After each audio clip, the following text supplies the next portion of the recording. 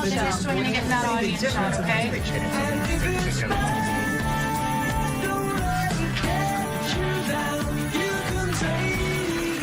Ladies and gentlemen, Robin McGraw.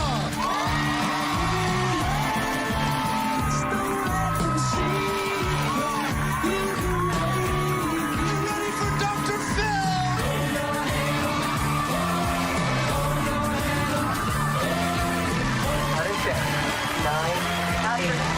7. Scroll down, Michelle, to my reverse. 4, 3, 2, 1.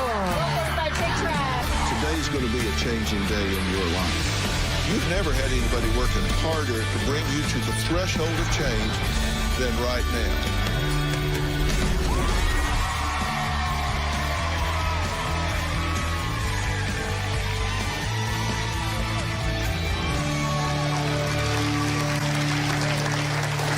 Well, this is baby Lee, who was brutally beaten and nearly killed when she was just 30 days old. She suffered a brain bleed from being punched, thrown to the ground, and stomped on. The most horrifying thing of all, the attacker was her own father. Today on an all-new Dr. Phil. He kicked her in her head. You could almost see a footprint. I'll kill the son of a bitch if I get my hands on him. Jenny says she will always have a relationship with her son, despite his being sentenced to 12 years in prison. I will never turn my back on him. You made a list of excuses of why he should not be accountable. This man stomped her head, gave her 2 brain bleeds. It was a miracle little Lee survived, and today she is a healthy 4-year-old. Now, Emma and her daughter Jenny recall the day they almost lost her. Take a look. On March the 28th, 2015, I got a call from my daughter. All she said was, there's been a family emergency. I called Jordan around 10:30 in the morning just to check and see how things were going with the baby. I could just sense something wasn't completely right, so I did rush over. When I got there, I heard Lee crying from outside of the apartment complex. Lee already had a black eye on the left side. When I asked Jordan what happened, he said that she had fallen off the bed. Obviously, a 30-day-old baby doesn't fall off the bed. When I walked in my house, the baby was crying. She had bruises on her head. Her right eye was totally red. She just looked horrible. My daughter said, Jordan beat the baby. She was yelling, where the is Jordan? Where is he? I'm gonna kill him. I called the police and told them that my grandson had beat his baby. My next telephone call was to him. I said, you better hope the police get to you before I do, because I will kill you. Lee was in the hospital for 5 days. She had 2 brain bleeds, 2 black eyes, severe bruising to the left side of her face and head, and she had bruises on her rib cage where he had squeezed her. The next day, I went with my daughter to the apartment, and there was about a 1-foot square section missing from the carpet. My grandson told a friend that he had placed Lee on the floor and stomped on her. And that was the reason the carpet was taken up for evidence. Jordan did completely confess. For Jordan's sentencing, I wrote a letter to the judge asking for lenience due to Jordan's disability. The judge sentenced him to 12 years. It's just an unspeakable crime, what he did. I absolutely support my son, and I always will. Well, Emma says despite Jordan being locked up for nearly beating his baby daughter to death, she is still concerned for her granddaughter's well-being because Jenny refuses to keep her son Jordan out of Lee's life. My grandson is dead to me. I can never imagine having any kind of relationship with him, ever. I'll kill the son of a bitch if I get my hands on him. That's how I feel about it. My daughter Jenny has remained in contact with her son during the course of his incarceration. She writes to him regularly. They speak on the phone. I've never understood the relationship that my daughter has with her son. To me, it's just sick and dysfunctional. She has mailed him pictures of the baby. I don't think he has the right to even say the baby's name, let alone have a picture of her. He barely has rights as a human being as far as I'm concerned. There's a restraining order prohibiting Jordan from having any contact with Lee, and that includes having contact with Jenny because she has custody of Lee. Earlier this year, she had a separate phone that she used to talk to her son. One night, the baby came into my room. She was pretending to talk on the phone. And I said, "Honey, who are you talking to?" She said, "Jordan." The fact that she knows his name infuriates me. I said, "Don't ever, ever talk to this man. He's a bad, bad man."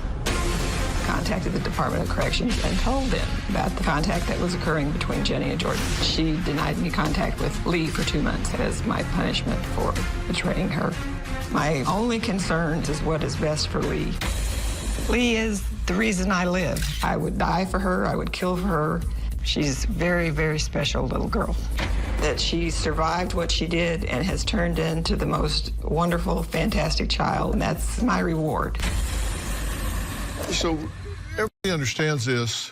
You're Jenny's mother, and Jordan is Jenny's son, and Lee, the baby, has now been adopted. So Jenny is both the grandmother and the mother because she's now adopted the child. And I'm the great-grandmother and the grandmother. Yeah, and it is very clear that she is not to allow any contact between Jordan and Lee, correct? There's a restraining order prohibiting him from having any contact with Lee until Lee is 13 years old. When this happened, she called a family meeting. I don't understand the theory under which you find this child beat nearly to death and you do anything other than get her immediately to the best help you can as fast as you can get her there. Well, that's an indication of why I say I think the relationship is sick. I mean, that would be a normal response as far as I'm concerned, that if you, like I walked into my house and found this baby and I immediately called the police. I mean, there's nothing else, and an ambulance, there's nothing else that you would do. And you have no idea what set your grandson off. I have not had any contact with him since that day when I called him and told him I was going to kill him if I got my hands on him. Well, describe him outside of this incident. Jordan is always difficult. He was born and diagnosed in his early years with ADHD, ADD, personality disorders, low IQ, almost borderline retarded. He had a lot of trouble in school. He was shoplifting at 8 or 9 years old. Never had a job, never had a car, never had any possessions to speak of. Tore up, sold, destroyed everything he ever had. About a year before the baby was born, I co-signed for an apartment for him because he didn't have any credit. He did about $16,000 worth of damage to that apartment by the time he was out of it. Anything that was broken, could be broken, was broken. He just flew into rages. Okay, here's my question. Knowing that that's the history, and everybody knew this history, the school knew the history, the state knew the history, his mother knew the history, then why in God's name would anyone allow him access to an infant child? Well, when Jenny told me that they were pregnant, I was appalled. And I said, this has the potential to be such a disaster in so many ways you can't even imagine. She said, oh, you're so negative. I said, Jenny, I'm not being negative, I'm being realistic. And I mean, I foresaw all kinds of disasters, never this. All right, next, Jenny says she will always have a relationship with Jordan, her son, even after he beat his own baby nearly to death. In fact, she says she would stand by him even if he had killed Lee. So we're going to talk to her next.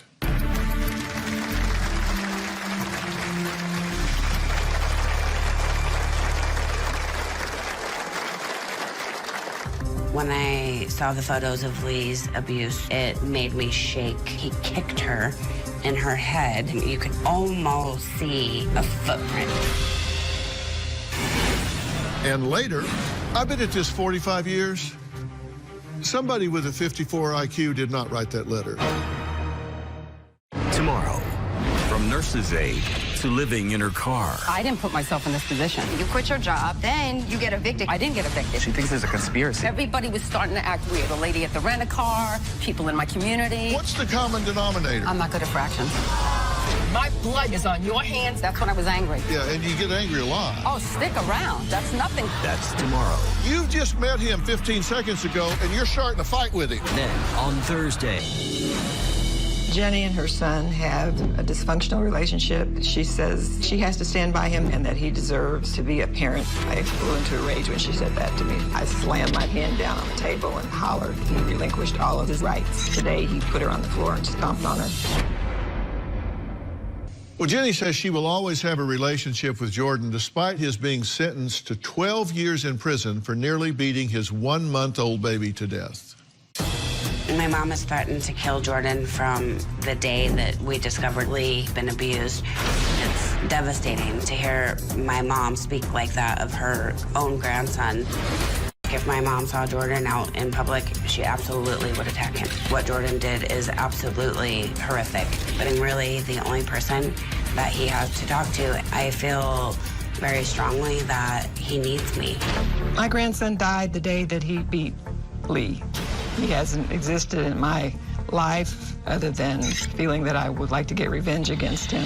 I've sent photos in the past of Lee to Jordan, like her Halloween costume. She does ballet and tap. I haven't told Lee anything about her father. We don't speak of him in the home. She's never spoken to Jordan. I do believe Jordan feels remorse for what he's done.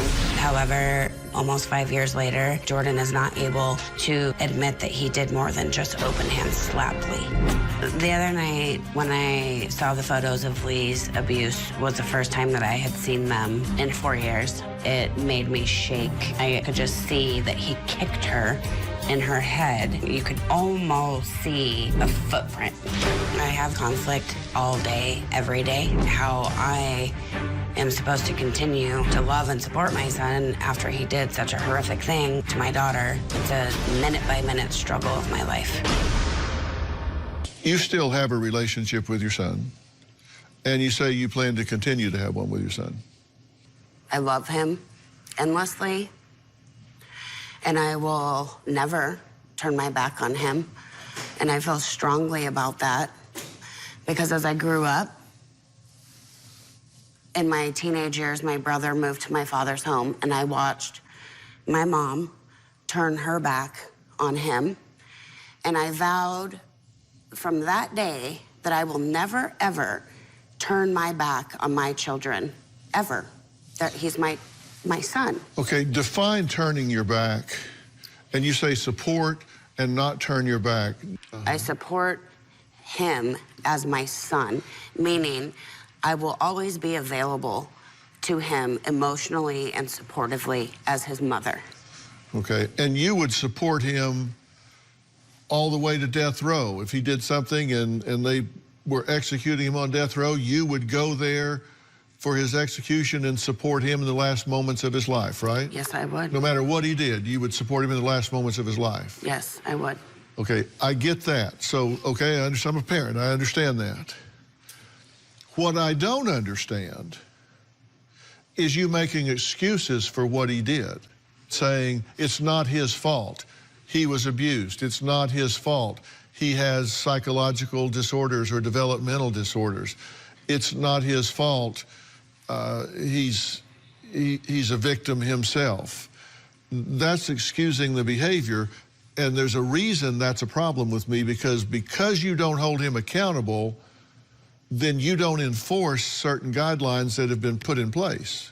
To me, his disability is not an excuse for what he did to Lee. It doesn't excuse the behavior. It simply puts it into a little bit of perspective for me. Very little. And you pled for leniency with the judge. I didn't feel like the prison system was going to reform him or teach him a lesson, because he is low IQ, he's low cognitive ability. You made a list of excuses of why he should not be accountable. Said, I will not give up on any of my babies. I forget how serious the situation really was. He deserves to know how Lee is doing. Phone calls, emails, letters to and from Jordan. These are excuses for letting him contact her. I'm not letting him contact her. He does not speak to her, and I would not let him, and that is not true. He is not speaking to her. I am protecting her. Yes, I send him pictures once in a while, and that's in violation of the guidelines. You're not allowed to send him pictures. He's not allowed to have contact. He's allowed to have pictures. Yeah, I don't think you're reading that right. I've never even seen a copy of the restraining Yeah, order. well, you might want to get a copy of that. Next, Jenny claims she has never allowed Lee to talk to her abuser, but Emma is certain that she has. We'll talk about that next.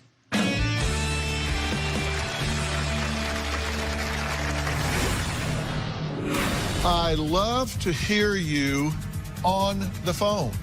That is a violation of the restraining order, and it is also violation of common sense. And later, I placed a daughter up for adoption when I was 15 years old, so I can be compassionate with Jordan because I always wanted pictures of my birth daughter, and I feel like it brings him. Jordan writes to me regularly, and these are just some of the letters that he sent me. You're always there for me, as if you have no worries of your own. Thank you for believing in me and loving me, despite the times I caused you doubt and worry. I stay in such close contact with Jordan because I am really Jordan's lifeline. You made no mistake.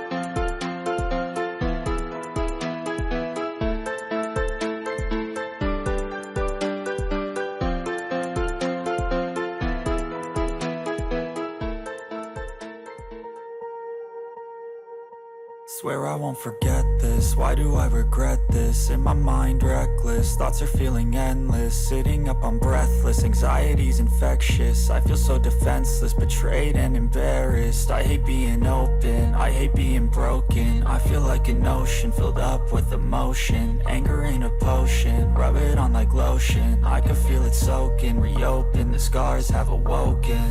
I can't move on till I let go. I feel so lost, never at home. Need to be strong, every breath hold. Cause I can't move on till I let go. I can't move on till I let go. I feel so lost, never at home. Need to be strong, every breath hold. Cause I can't move on till I let go.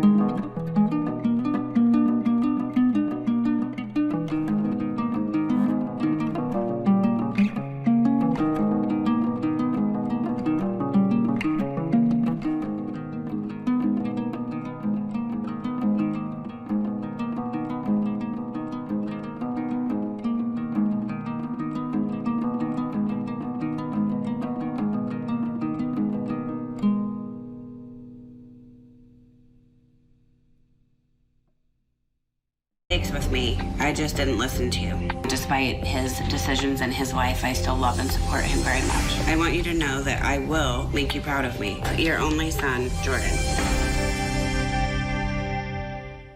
Well, Emma says that her worst fear came true when she heard Lee pretending to speak on the phone to Jordan, the father who nearly beat her to death when she was a baby. Now, she says she knew Jenny had been lying and breaking the restraining order that forbids any contact between Lee and her abuser.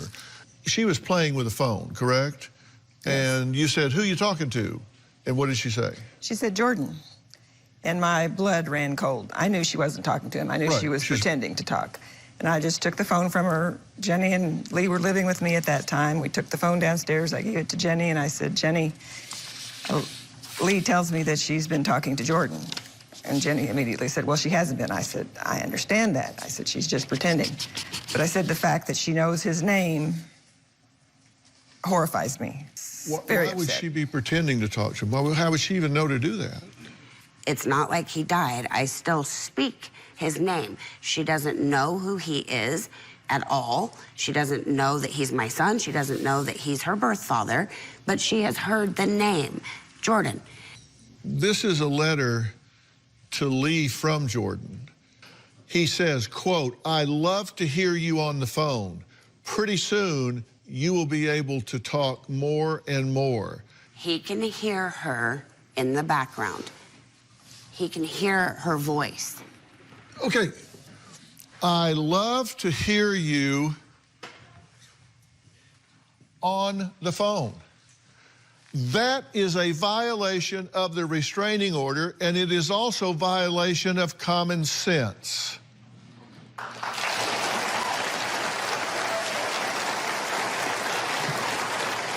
This man stomped her head, gave her 2 brain bleeds, and he's saying, I love to hear you on the phone. This was when she was a year and a half old. This was in 2016. Now that she's older, I don't speak with him on the phone. Then he goes on to say, Daddy does better if he can just do it his way. When you get older, you will understand what I'm talking about. This suggests 2 things to me. Number 1, he still thinks what he knows is best. And number 2, I've been at this 45 years. Somebody with a 54 IQ did not write that letter. Okay. So to say he's intellectually challenged, so he's not accountable for what he did, that you can explain these things away because he's intellectually challenged, that is not the writings of someone with a 54 IQ. I didn't diagnose him. Can I just ask a question? Yeah. You just said that now that Lee is older, this was when she was a year and a half. In February of this year, when you were living with me and that incident with the telephone occurred, she was 4. Yeah, and she wasn't on the phone with him. She pretended to be on the phone with him. Because she's pretending. At the age of 4. She's pretending to be like me. You're saying that after a year and a half, you didn't have contact with him on the phone. You were having No, I didn't say that. I said he's not contacting her. He is not hearing her on the phone. Okay. Well, this profoundly disabled man also wrote her a song. And in the song, which goes on for 2 pages here, as you can see, open your arms, take me in, I'll be your friend until the end. Baby, forgive me now, help me through this bumpy road so I can help you grow this old. Has she seen this? No. Have you read it to her? No. And I really doubt that he wrote that in his own words. That's clearly out of a magazine or something. That is his handwriting? Yeah. Okay, next, Emma says Jenny has a temper that flips like a switch.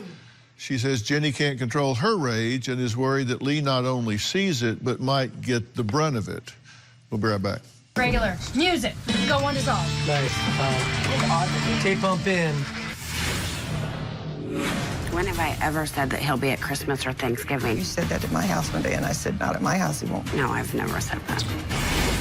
And later, Jenny gets angry, she curses, rages, out of control. In Lee's presence, Jenny has a tendency to abuse alcohol because of her unhappiness. I feel like I'm a good mom because I would never, ever turn my back on my children, ever. Tomorrow on an all-new Dr. Phil.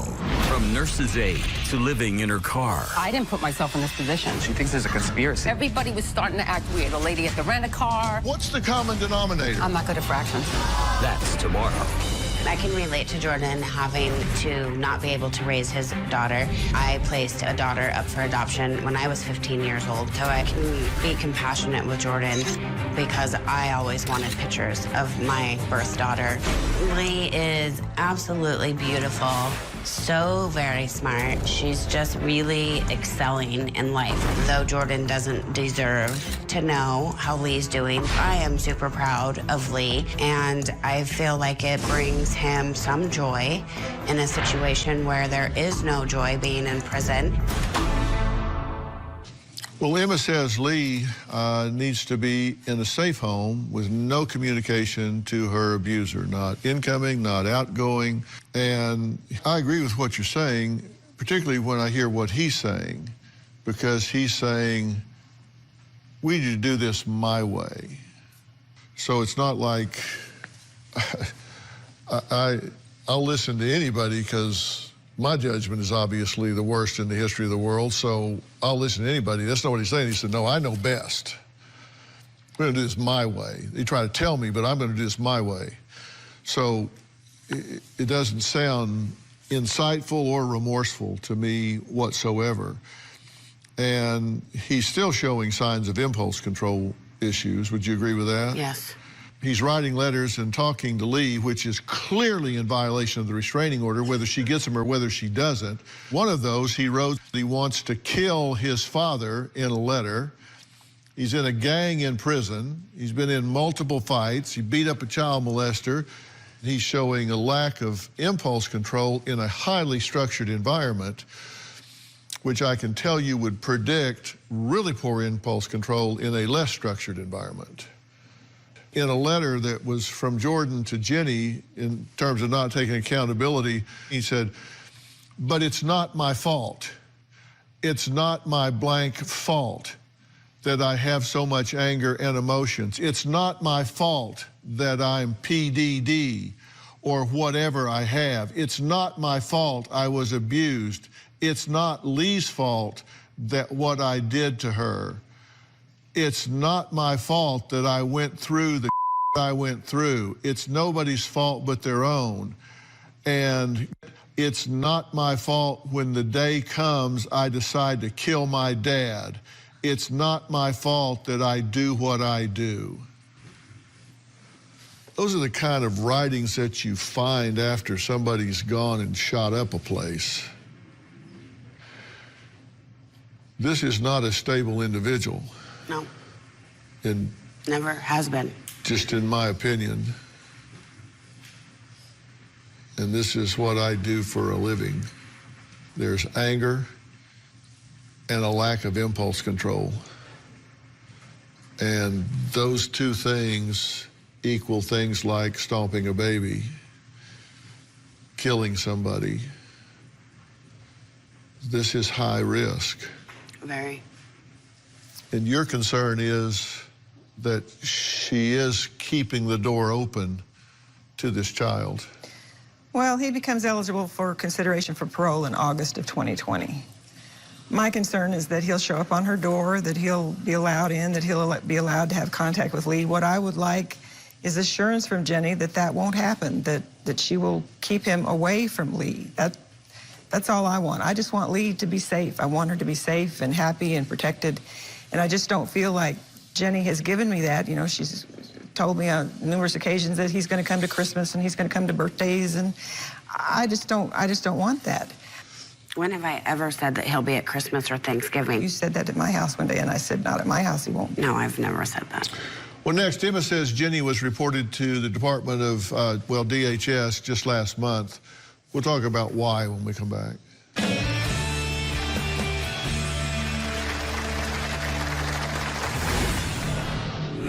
This is a very high-risk situation with this child being removed. And if they find out that you're in violation of this restraining order, they're very likely to take drastic actions.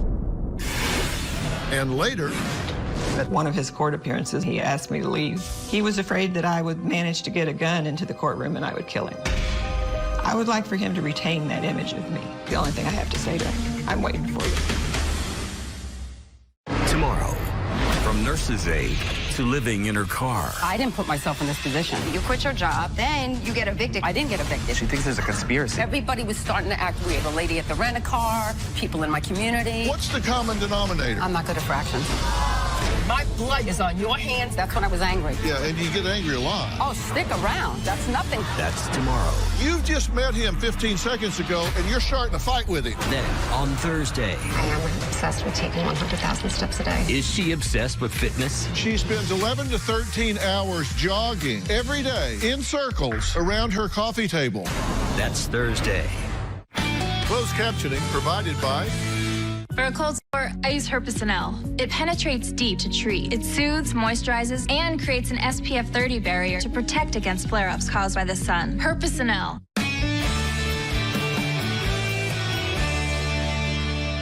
Bumping insect shot in with music and applause. Here we go.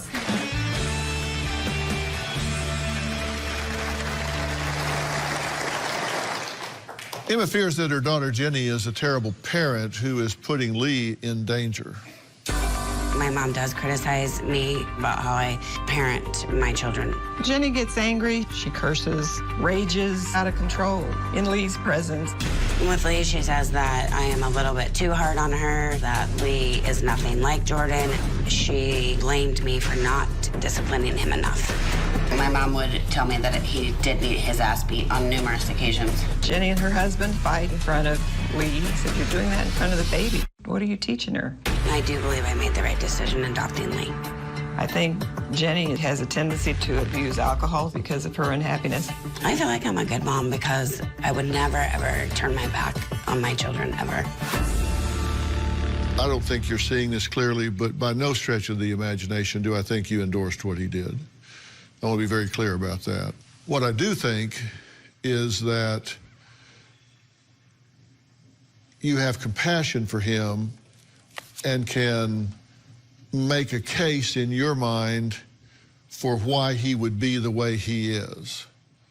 And as a result, I think you're more forgiving than an objective individual would be, because this is your child. And I think you are allowing him to have an expectancy set that he's going to be able to reunite with this child.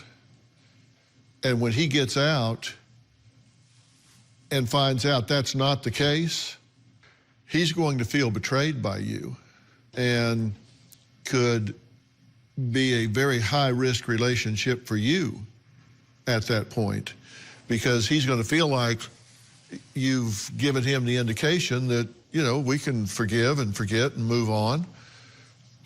And that's not the case. You don't have the right to do that. That's not your decision anymore. That was the court's decision. The court's decision was that this is a very high-risk individual for this little girl. And I promise you, the court's intention is not for him to see pictures of her, not for him to keep the hope of that relationship alive. And it's just not going to work well when he gets out and finds out that that's going to be enforced, and it is going to be enforced, because if you don't enforce it, the courts will, and neither one of you will have access to this child. If this continues, you may not be an option for Lee.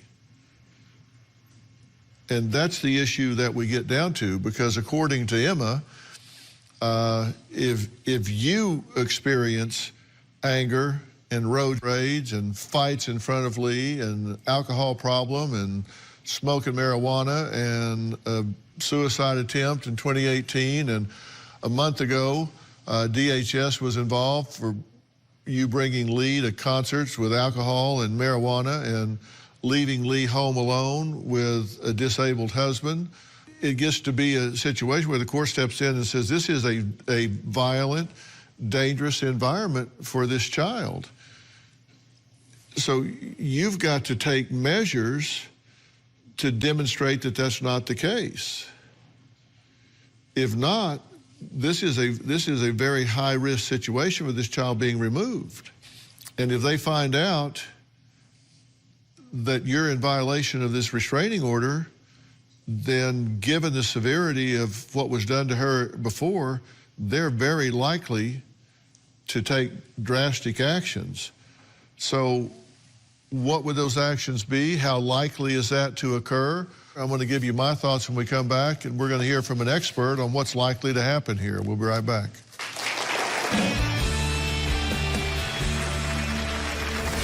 Underway. All we need is you. If you're going to be in the Los Angeles area and want to watch a live taping, visit drphil.com and click tickets. Tickets are free, and I hope to see you soon. I am terrified for Jordan to be released from prison because I don't know how to parent both of them and keep them separated. At one of his court appearances, he asked me to leave. He was afraid that I would manage to get a gun into the courtroom and I would kill him. I would like for him to retain that image of me. I do think that Jordan would hurt Lee again. He would do it simply out of not being able to control his anger. There's not a chance in hell that I want any kind of relationship with him ever. When Jordan gets out, I would like for him to participate in Christmas and Thanksgiving. My only remark to her is, just give him this message, Jenny. I'm waiting for him. It's the only thing I have to say to him. I'm waiting for you. Well, Jenny says her son is up for parole and could be out within 30 to 60 days. Were you aware it was that soon? And you were saying you never said you want him around for birthdays and Christmas. You just said on tape you want him around for birthdays and Christmas. Yeah, it's funny how you cut that, because I didn't say that I wanted him and her there. I didn't say I want Jordan and Lee in the same house No, at you're Christmas. setting up a paper tiger here. You're not going to do that with me. Shit, you're not going to do it with the court either. What? So you're saying, oh, you're taking this out of context. You cut that funny, like I'm trying to say that you said you wanted Lee and Jordan together at Christmas. That's not what I'm saying at all. We didn't cut anything anyway. The way we cut it is you saying you want him around for holidays. Yes. You have custody of your daughter. This is your daughter now. It's not his, it's yours. Yes. And you're either going to have someone that has perpetrated violence within this family and against your daughter inside this family constellation, or you're not. You can have a relationship with him separately if that's what you choose to do. You're an adult, that's what you could choose to do. But you don't have the right to do that within a family constellation with the victim that he almost beat to death. I agree. I agree with you. I want to introduce Dr. Charles Sophie here. Dr. Sophie is the board-certified psychiatrist in 3 clinical specialties, and he is also, coincidentally, the medical director of the Department of Child and Family Services for Los Angeles, which, by the way, is the largest agency of its kind in the country. And what that means, he's seen it all, he's seen it everywhere. You're listening to this situation. It seems to me she is in clear violation here of both the spirit and the letter of what has been dictated by the court. Yes, you're absolutely right. I mean, he has not even earned the right to see his daughter or even be a parent. And why are you allowing that? He hasn't earned that right. He beat her. He shouldn't have that privilege. But I think you're blinded by the things that happened in your life. When you had you couldn't talk about your brother. 15-year-old, you had to give up a child. You're comparing yourself to him. You haven't resolved that stuff within yourself. It's blinding you to him, besides his own issues. You need to draw the line or you're going to lose this kid. You really are.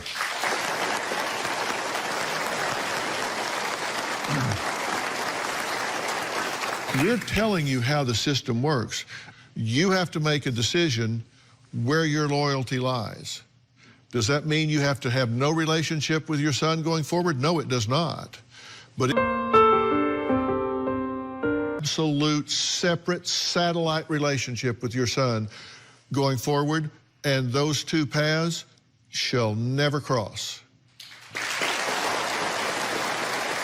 Never. You should not be sending him pictures of her. You should not be letting him hear her. As Dr. Sophie says, he does not have the right. He sacrificed that right. Yep. That doesn't mean you need to abandon him, but they need to be in two orbits that never touch. And that's exactly why I asked to be here. That's exactly why I'm here, was to hear what you just said. Well, I'm going to tell you how to make that happen. So what is the best plan? And the best plan is the best plan for Lee. And I've got a serious piece of advice when we come back.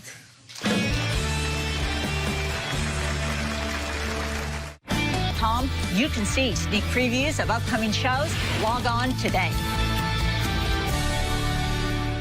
First, I want to say to you, getting a gun and shooting this guy is not a solution, okay? You don't want to spend the rest of your life in prison. You need to be out where you can see after those that you love and care about. I hope I've been very clear here. I'm not trying to paint you as some cold-hearted individual that doesn't care that Lee was almost beaten to death. I'd have no question in my mind that you would have traded places with her in a second and say, if you're going to beat somebody to death, do it to me, not her. I have no question in my mind that you hate what happened to her. You didn't have to adopt this child.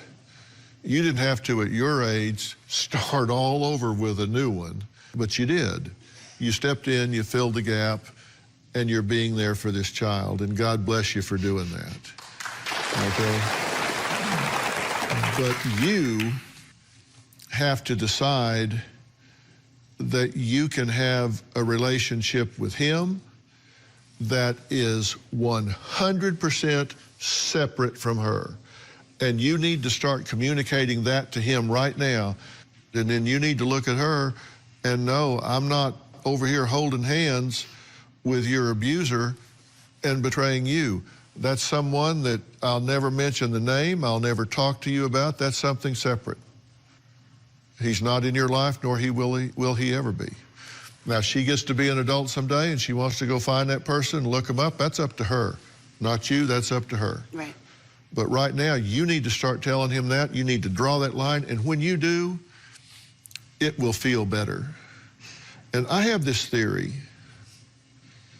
My theory is people know the truth when they hear it. Isn't what I'm telling you the truth? Yes. Isn't that what you need to do? Yes. Don't you need to put up a barrier and say, I will be your mother and you will be my son, but we're not crossing back over here. You sacrificed that right when you did what you did, and don't you ever talk to me about her again. I just haven't known how to do that. Okay, and now you do, right? Yeah. And I'm going to get you some help with that, because you're going to need some support and some strength in doing that. Somebody that you can talk to about that. And you can give yourself permission to be his mother without feeling like you're betraying your daughter. And that'll take a big burden off you, will it not? Can we do that? Yeah. Good fences make good neighbors.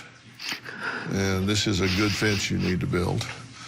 All right, I want to thank all of my guests today, and a special thanks to Dr. Charles Sophie. Dr. Sophie, for more information about today's show, log on to drphil.com. You can follow me on Facebook, Twitter, Instagram, and know that I read your comments and questions every day.